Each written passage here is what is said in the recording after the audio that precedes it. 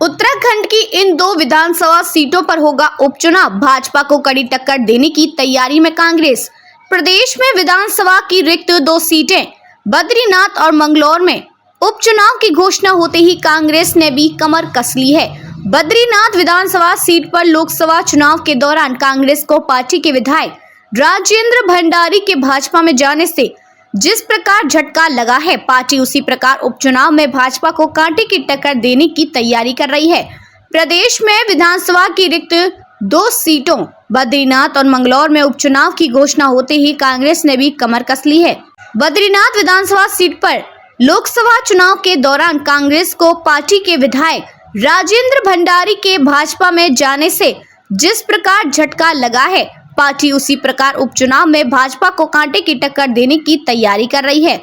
प्रदेश कांग्रेस अध्यक्ष करण माहरा उपचुनाव के संबंध में गोपेश्वर में डेरा डाले हुए हैं। बद्रीनाथ विधानसभा क्षेत्र में उपचुनाव को प्रदेश की प्रमुख प्रतिपक्षी पार्टी ने अपनी प्रतिष्ठा से जोड़ लिया है। जोशीमठ आपदा के बाद से ही पार्टी इस विधानसभा क्षेत्र में जनता में अपनी पैठ और मजबूत करने के लिए लंबे समय से शक्ति झोंके हुए थी। कांग्रेस के क्षेत्रीय विधायक राजेंद्र भंडारी लोकसभा चुनाव के दौरान ही पार्टी का दामन झटक कर भाजपा में सम्मिलित हो गए। उनके भाजपा में जाने से रिक्त हुई इस सीट को उपचुनाव में कांग्रेस जीतना चाहती है। यद्यपि कांग्रेस के लिए राह आसान नहीं है। पूर्व विधायक राजेंद्र भंडारी का इस क्षेत्र में व्यक्तिगत प्रभाव माना जाता है। सत्ताधारी दल भाजपा की ओर से चुनाव मैदान में उतरने की स्थिति में कांग्रेस के लिए उन्हें चुनौती देने में ज्यादा ताकत लगानी पड़ेगी। कांग्रेस के सामने सीट पर सबसे बड़ी चुनौती मजबूत प्रत्याशी के चयन की है।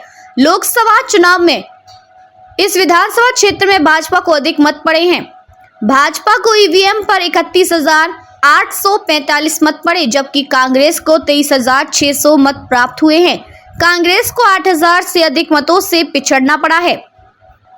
भाजपा को कांग्रेस की तुलना में पोस्टल बैलेट भी अधिक मिले हैं। इसके बावजूद कांग्रेस के लिए राह की बात यह है कि पूर्व विधायक राजेंद्र भंडारी के गांव और आसपास के बूथों पर मतों के मामले में कांग्रेस बढ़त में रही है। आपदा प्रभावित जोशीमठ क्षेत्र के कई बूथों पर कांग्रेस को भाजपा से अधिक वोट प्राप्त हुए हैं। इस कारण कांग्रेस को उम्मीद है कि उपचुनाव में उसे सफलता मिल सकती है। वहीं हरिद्वार जिले की मंगलौर विधानसभा सीट पर उपचुनाव को लेकर कांग्रेस उत्साहित है। यह सीट बसपा विधायक सरबत करीब अंसारी के निधन से रिक्त हुई है। वर्ष 2022 के विधानसभा चुनाव में कांग्रेस ने यह सीट बसपा के हाथों गंवाई थी। बसपा विधायक के निधन से रिक्त इस सीट पर उपचुनाव में सहानुभूति और मतदाताओं के समीकरण की दृष्टि से कांग्रेस के लिए सबसे बड़ी चुनौती बसपा है। लोकसभा चुनाव के दौरान हरिद्वार संसदीय सीट पर कांग्रेस को इस विधानसभा क्षेत्र में बसपा और भाजपा से अधिक मत प्राप्त हुए हैं। लोकसभा चुनाव में मंगलौर विधानसभा क्षेत्र में भाजपा को ईवीएम के माध्यम से 21,100 मत प्राप्त हुए। वहीं कांग्रेस को 44,101 यानी दोगुने से अधिक मत मिले हैं। प्रदेश कांग्रेस अध्यक्ष करण माहरा ने कहा कि पार्टी दोनों विधानसभा सीटों पर उपचुनाव मजबूती से लड़ेगी।